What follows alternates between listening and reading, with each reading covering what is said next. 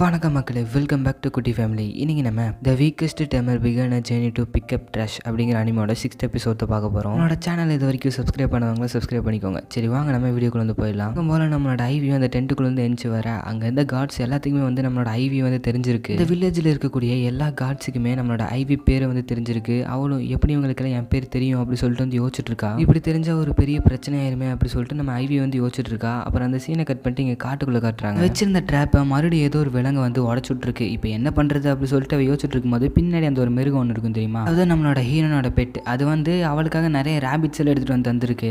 இதெல்லாம் எனக்கு தான் கொண்டு வந்தே அப்படி சொல்லி கேட்க ஆமாம் அப்படின்னு சொல்லிட்டு அது சொல்லுது. அப்புறம் எத்தனை இருக்குன்னு எண்ணி பார்த்தா 9 தானே இருக்குதுல்ல, இதை வச்சு நம்ம நிறைய பண்ணலாம் அப்படி சொல்லிட்டு நம்மளோட ஹீரோயின் வந்து சந்தோஷப்பட்டு இருக்கா. நம்ம ஹீரோயின் ஒரு நதி பக்கமாக உட்காந்து அதோட தோலில் இருக்கும் தெரியுமா, அதெல்லாம் உரிச்சு முடிச்சிட்டா. ஸோ இப்போ போய் அது விற்கிறது நம்ம ஹீரோனோட வேலை. அதனால அந்த ஸ்லைம் வந்து எழுப்பி அவன் வந்து கூட்டிகிட்டு போகிறான். நீ வந்து ரொம்ப ஸ்ட்ராங் ஆகிட்ட, அது மட்டும் இல்லாமல் நீ வந்து டிசப்பேர் வேணும்னு நினைக்கிறேன் அப்படி சொல்லிட்டு இந்த பொண்ணுன்னு சொல்லிட்டு இருக்கா. அப்புறம் நம்ம ஹீரோயினும் அந்த ஒரு மீட் இருக்கு தெரியுமா, அது போய் கடையில் கொடுக்குற. அவங்களும் இது நல்லா ஃப்ரெஷ்ஷாக இருக்குது, வீட்டில் வந்து எங்கேயுமே அடிப்படல, நீ வந்து ட்ராப் வச்சு தான் உண்மையிலுமே பிடிச்சி அப்படி சொல்லிட்டு கேட்கும்போது ஆமாம் அப்படின்னு சொல்லிட்டு நம்ம ஹீரோயின் சொல்கிறா.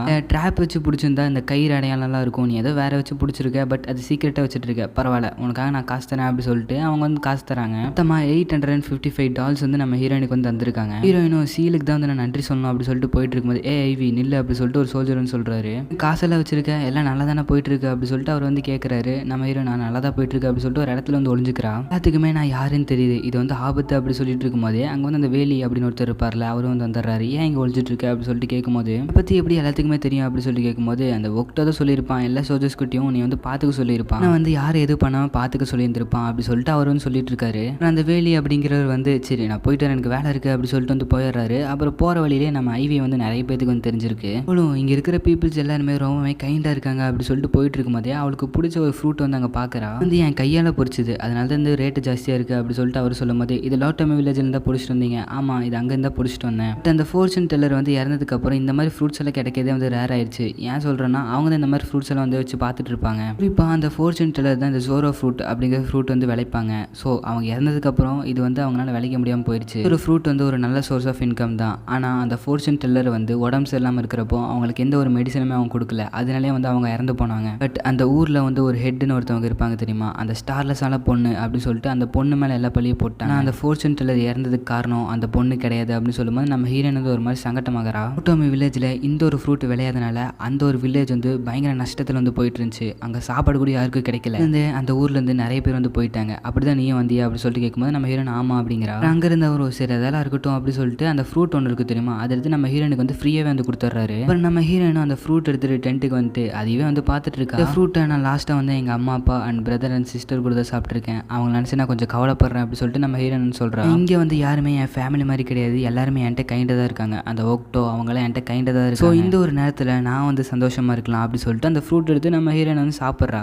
அந்த ஃபோர்ச்சூன் டெல்லர் நம்ம ஹீரோயின் கிட்ட சொல்லியிருப்பாங்களே ராயல் கேபிட்டலுக்கு போக சொல்லி, அதை வந்து நம்ம ஹீரோயின் யோசிச்சு பார்க்குறா. அது எனக்கு ஞாபகம் இருக்குன்னு வேறு சொல்கிறா. அப்படி அந்த சீனை கட் பண்ணுறாங்க. நம்ம ஹீரோயின் அப்படியே டென்ட் விட்டு வெளியே வந்துட்டு அந்த காட்ஸ் கிட்டலாம் நல்லா ஜாலியாக பேசுகிறா. அப்பயும் போல் பயந்து ஓடாமல் பதில் சொல்லி ஜாலியாக வந்து பேசிகிட்டு இருக்கா. அப்புறம் அந்த ஒரு ட்ராப் ஒன்று இருக்குது தெரியுமா, வந்து எந்த ஒரு விலங்கும் வந்து கலைக்காத மாதிரி ஒரு இடத்துல வந்து அந்த ட்ராப் வந்து செட் பண்ணி வைக்கிறா. அப்புறம் நம்ம ஹீரோனும் எல்லா ட்ராப்பையும் செட் பண்ணியாச்சு, வந்து அந்த அனிமல்ஸ்னால ஒன்றும் பண்ண முடியாது அப்படி சொல்லிட்டு யோசிச்சுட்டு இருக்கும்போது யாரும் வந்து வர மாதிரி இருக்கு. யாருன்னு பார்த்தா டென்ட்டுக்கு வந்து சண்டை போட்டிருப்பானுங்களே அவனும் கூட இருந்த ஒரு 2 பேர் வந்திருக்காங்க. வந்து அரெஸ்ட் பண்ணும்போது இவனுங்க 2 பேரும் மட்டும் தப்பிச்சு ஓடி வந்திருப்பானுங்க. அப்புறம் அவனுக்கு 2 பேரும் வந்து நம்ம ஹீரோயின் கிட்ட பேக்குள்ள என்ன இருக்கு அதை காட்டு, அந்த ஸ்லைம் எங்க கிட்ட கொடுத்துரு அப்படின்னு சொல்ல அது என் ஃப்ரெண்டு நான் தரமாட்டேன் அப்படி சொல்லிட்டு நம்ம ஹீரோயின் சொல்றா. தரலைனா பின்னாடி ஒரு பயங்கரமான விஷயத்தை பார்ப்பேன் அப்படிங்கிற சொல்ல நம்ம ஹீரோயின் வந்து அந்த இடத்த விட்டு பயந்து அப்படியே ஓடுறா. அந்த ஒரு சமயத்தில் வந்து அவங்க 2 பேரும் வந்து நம்ம ஹீரோயின் வந்து பயங்கரமாக துரத்திட்டு இருக்கும்போது நம்ம ஹீரோனோட ட்ராப்ல வந்து அவன் வந்து மாட்டிக்கிறான். அப்படியே இவங்க 2 பேர் வந்து நம்ம ஹீரோயின் எப்படியே பிடிச்சிடுறாங்க. பக்கத்துல இருந்த பொண்ணு ஏதோ ஒன்று பார்த்து பயப்படுது. என்னன்னு சொல்லி பார்த்தோம்னா அந்த ஒரு உல்ஃப் ஒன்று இருந்துச்சு தெரியுமா, அதான் அந்த உல்ஃப் வந்து இவங்க 2 வந்து பயங்கரமாக அட்டாக் பண்ணி அடிச்சு போட்டுருது. நம்ம ஹீரோயின் என்னை சேவ் பண்ணிட்டு அப்படி சொல்லிட்டு அந்த விலங்கிட்ட தேங்க்ஸ் சொல்ல அப்புறம் யாரும் அங்கே வந்து வர மாதிரி இருக்கு. அங்கே வந்திருக்கிறது யாருன்னு சொல்லி பார்த்தோம்னா நம்ம ஒக்டா தான். என்னாச்சு இங்கே சவுண்டு கேட்ட மாதிரி இருந்துச்சு, அதனால தான் வந்தோம், நீ நல்லா தான் இருக்கு அப்படி சொல்லிட்டு அவங்க கேட்குறாங்க. நல்லா தான் இருக்கேன், இவங்க தான் பிரச்சனை பண்ணாங்க அப்படி சொல்லிட்டு நம்ம ஹீரோயின் வந்து அவங்க கிட்ட சொல்றா. அப்புறம் அப்படின்னு சீனை கட் பண்ணி காட்டுறாங்க. எங்களுக்கு இதே வேலை தான், அந்த அட்வென்ச்சர்ஸ் எல்லாம் இருக்காங்களே அதில் எங்கே இருக்காங்களா பார்த்து உங்ககிட்ட இருக்கிற ஐட்டம்ஸ் எல்லாம் பிடுங்குறதே அவங்களோட வேலையே. பரவாயில்ல அவனுங்களை ஒப்படைக்க வேண்டிய இடத்துல ஒப்படைச்சாச்சு. அப்புறம் அவரும் ஆக்சுவலாக அவனுக்கு விட்டுருந்தா அவனை மர்டர் பண்ணியிருப்பானுங்க, பட் நீ எப்படியே தப்பிச்சிட்ட.